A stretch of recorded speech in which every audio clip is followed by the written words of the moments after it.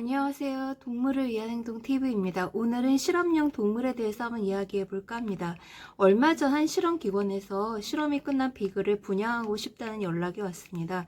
분양과 입양은 용어상에 좀 차이가 있는데요. 보통은 이제 번식해서 파는 개들에게 분양한다는 말을 많이 쓰기 때문에 저희는 입양이라는 단어를 쓰고 있지만 실제로 그렇게 큰 차이는 없습니다. 사실은 예전에는 실험이 끝나면 대부분 다 안락사를 해왔는데, 이제 일반인들도 분양할 수 있는 법적 근거가 생겼습니다. 그래서 검역본부에서는 분양 가이드를 이제 만들었는데요. 여기에 덧붙여 주의할 점이 있어서 그걸 좀 알려드리고자 합니다. 실험기관에서는 안락사하는 것이 굉장히 부담스럽기 때문에 분양을 빨리 보내고 싶어하는 경향이 있는데, 안락사를 피할 수 있는 법이 생겼다고 누가 덜컥 데려가지는 않아요. 이런 오해가 좀 있으신 것 같아요. 솔직히 보낼 곳이 마땅히 많이 없거든요.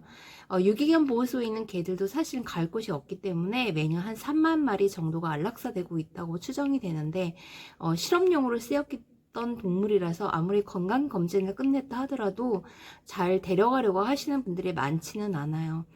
그래서 저희도 이제 6마리 분양에 그 의뢰를 받았는데 아직 한 마리밖에 보내지는 못했습니다. 그래서 사실은 좀 주의해야 될 점들이 있는데, 실험기관에서는 이 동물들을 빨리 분양을 보내고 싶어서 아무데나 보낼 가능성이 상당히 높아요. 왜냐하면 실험기관에서는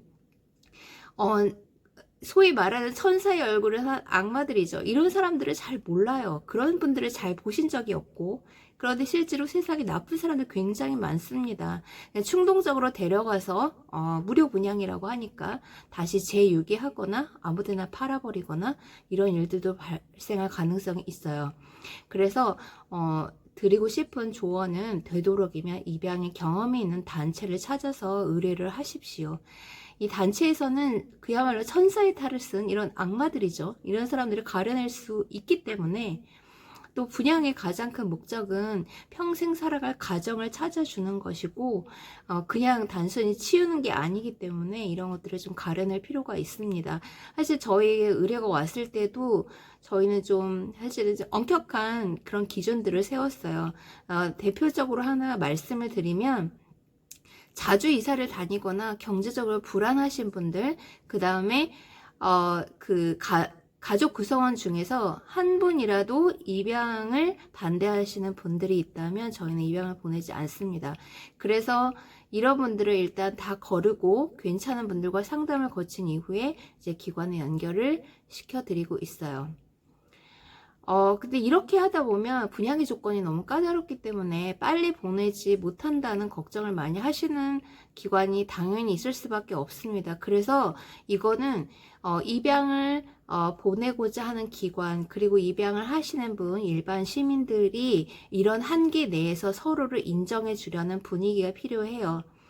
단체 역시 마찬가지로 입양을 돕겠다고 생각을 하면 입양을 보내지 못하는 개들이 발생할 수도 있고, 이럴 경우에는 어쩔 수 없이 안락사될 수 있다는 것도 인정을 해주셔야 해요.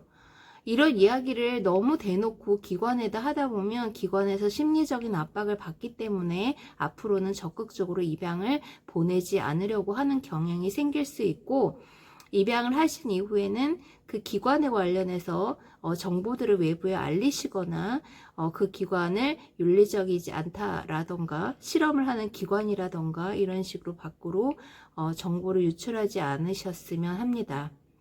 그게 이제 서로에게 그런 신뢰일 수 있고요. 이런 입양률이 굉장히 높아지게 되면 다른 기관에서도 입양을 적극적으로 보내려고 하는 경향이 생길 수 있기 때문에 꼭 신뢰를 지켜주셔야 합니다. 간혹 여러분들이 물어보세요. 왜 꼭 개를 쓰느냐 이렇게 물어보시는데요. 개를 꼭 써야만 하는 실험들이 있다고 합니다. 주로 이제 양리학, 생리학, 의생명 연구, 의약품 개발 등등에 많이 쓰이는데요. 사실 최근에는 전 세계적으로 줄어드는 추세에 있습니다. 그건 바로 심리적인 이유 때문이죠. 전 세계 어떤 사람들도 개들을 실험한 이후에 안락사 하는 것을 좋아할 기관도 없고요. 현재 어떤 상황 때문에 실험을 하고 있는데, 이런 것들을 다 피하고 싶기 때문에 되도록이면 개를 사용하지 않으려고 하는 그런 경향이 늘어나고 있습니다. 그러면 왜 꼭 비글을 쓰느냐 이렇게 여쭤보시는 분들이 있는데요. 비글을 쓰는 이유는 사실 개의 종이 굉장히 다양한데 개의 종이 다양할 경우에는 실험의 결과가 다양해질 수 있어서 결국에는 결과를 신뢰하기 매우 어렵습니다. 그래서 한 종만 주로 쓰는 거죠. 얼마 전에 한 수의과 대학에서 식용개들을 데려다가 실험한 사례들이 있었습니다. 그 실험이 과연 올바랐느냐 이런 논쟁들은 굉장히 많이 있지만 나중에 하나하나 자세히 좀 살펴보기로 하고요. 예를 들어서 여기에는 좀 제도적인 뒷받침이 필요하다는 말씀을 꼭 드리고 싶어요. 수의과 대학에서는 해부 실습을 해야 합니다. 그런데 이 해부 실습을 하기 위해서 개들을 어떤 그 식용 개들을 팔고 있는 시장에서 사오는 경우가 있습니다. 그러면은 살아있는 동물들을 사서 마취한 이후에 해부하는 거죠. 결국에는 죽게 되는 건데요. 왜 이런 일들이 자꾸 발생을 하냐면 일괄적으로 사체를 구하기가 굉장히 어렵기 때문입니다. 그래서 보호소에서 사망한 개들의 사체를 데려오면 가장 좋은데 이거는 참 우리나라에서 시민들을 설득하기가 굉장히 어려운 문제예요. 왜냐하면 개들이 사망하게 되면 적절한 그런 과정을 거쳐서 화장을 해주고 장례를 치러줘야지 어떻게 수의과 대학이나 의과 대학에서 데려다가 그렇게 다시 해부 실습을 할 수 있느냐, 2번 죽이는 게 아니냐 이렇게 생각하시는 분들도 있어요. 그런데 사실 그 수의과 대학에서 수의사들이 나중에 결국에는 진료를 잘 하기 위해서는 동물의 해부적인 특징들을 잘 알고 있어야 하는데 매번 살아있는 동물을 사다가 죽이는 것보다는 이미 죽은 동물들을 사체를 이용해서 이 개와 다른 동물들의 그런 해부학적인 특징을 공부하는 것이 훨씬 인도적인 거잖아요. 그러니까 이런 것들을 제도적으로 정착시킬 필요가 있어요. 이게 왜 자꾸 안 되냐면 그렇게 할 수 있는 제도적인 법적인 기반이 없으면 자꾸 피하고 싶어 하는 마음이 들기 때문에 그런 거죠. 자, 그 다음에 이건 좀 근본적인 질문인데요. 동물 실험이라는 것은 동물 대상인데 그게 인간에게 적용 가능한가 이렇게 물어볼 수 있습니다. 사실 이게 핵심 관건이에요. 인간을 직접 대상으로 한 실험은 전 세계적으로 이제 비윤리적이라고 해서 금지되어 버렸죠. 사실 2차 대전 때 일본군과 그다음에 독일군들이 포로나 이런 사람들을 이용해서 생체 실험을 했죠. 그런 비윤리적인 일들이 발생했기 때문에 전 세계적으로 인간을 대상으로 한 실험을 직접 하는 것이 아니라 동물을 대상으로 한 실험을 먼저 한 이후에 인간에게 적용하자, 이것은 국제적인 어떤 기준으로 되어 있습니다. 그래서 우선 동물을 대상으로 한 실험을 하고 이후에 임상 실험이라는 걸 하게 되죠. 자, 여기에는 여러 가지가 있는데 일단 신약 개발의 과정을 한번 보면요. 일단 원천기술 연구가 있고 그 다음 개발 후보 물질들을 선정하고 그 다음에 후보 물질들이 선정이 되면 전임상 실험이라는 것을 합니다. 전임상 실험이라는 것은 동물 실험을 의미해요. 그리고 나서 이것이 성공을 하게 되면 임상 실험을 하게 되죠.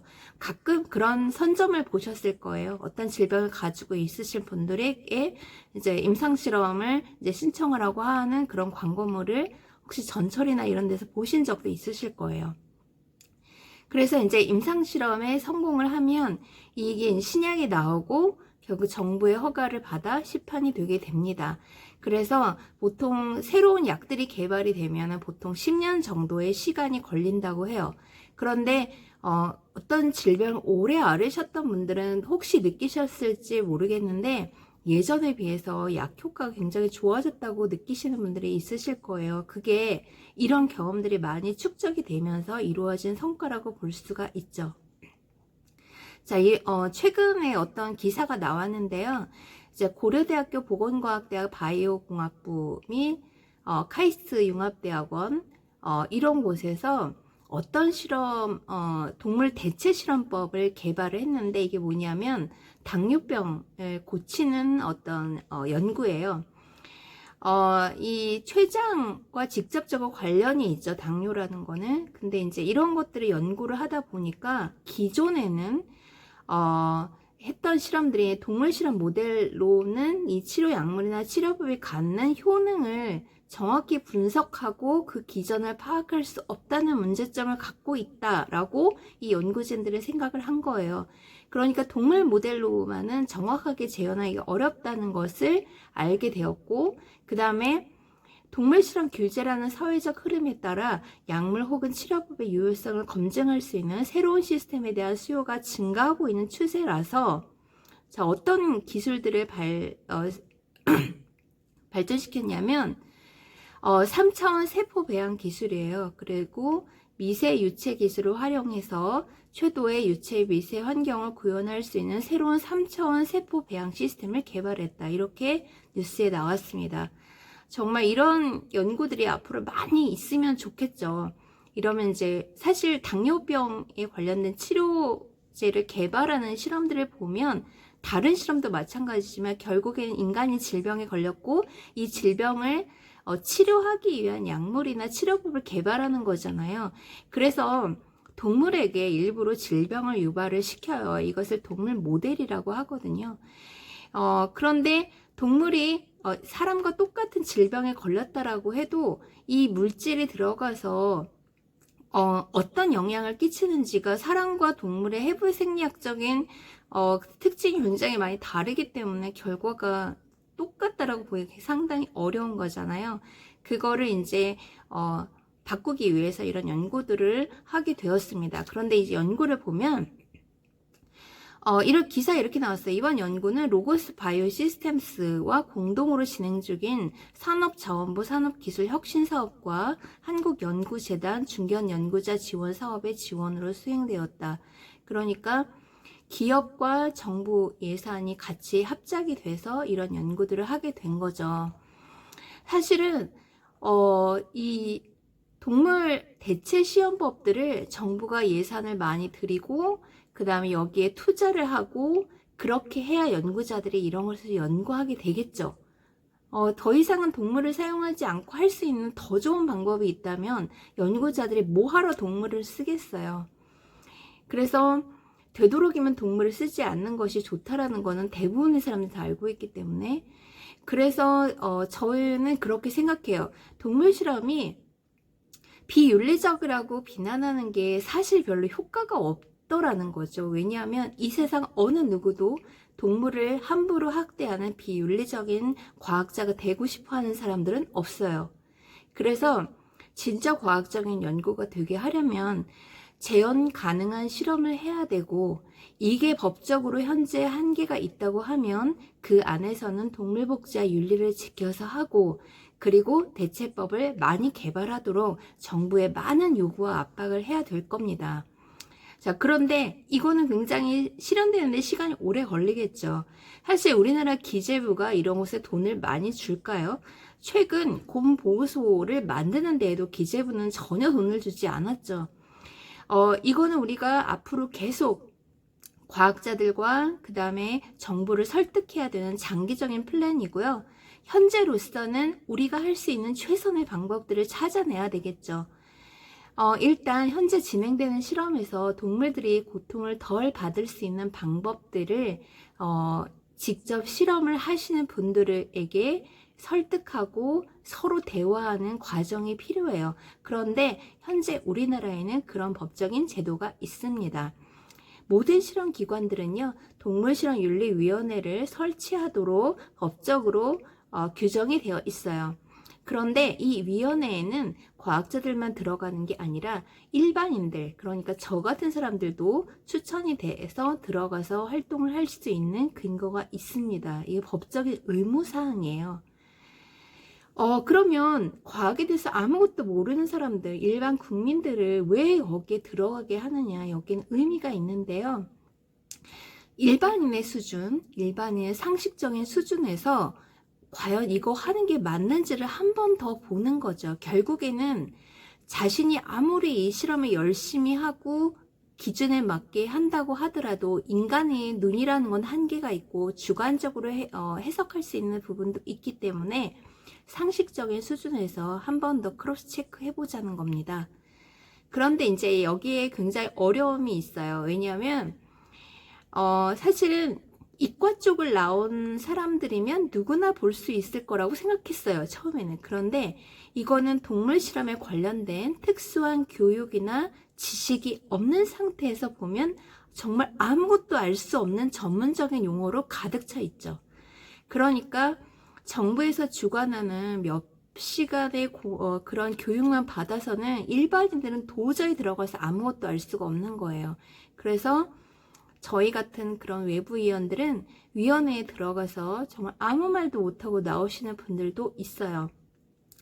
자, 이런 것들을 좀 바꾸기 위해서 저희는 이제 한 달에 한 번씩 지금 공부를 하고 있습니다.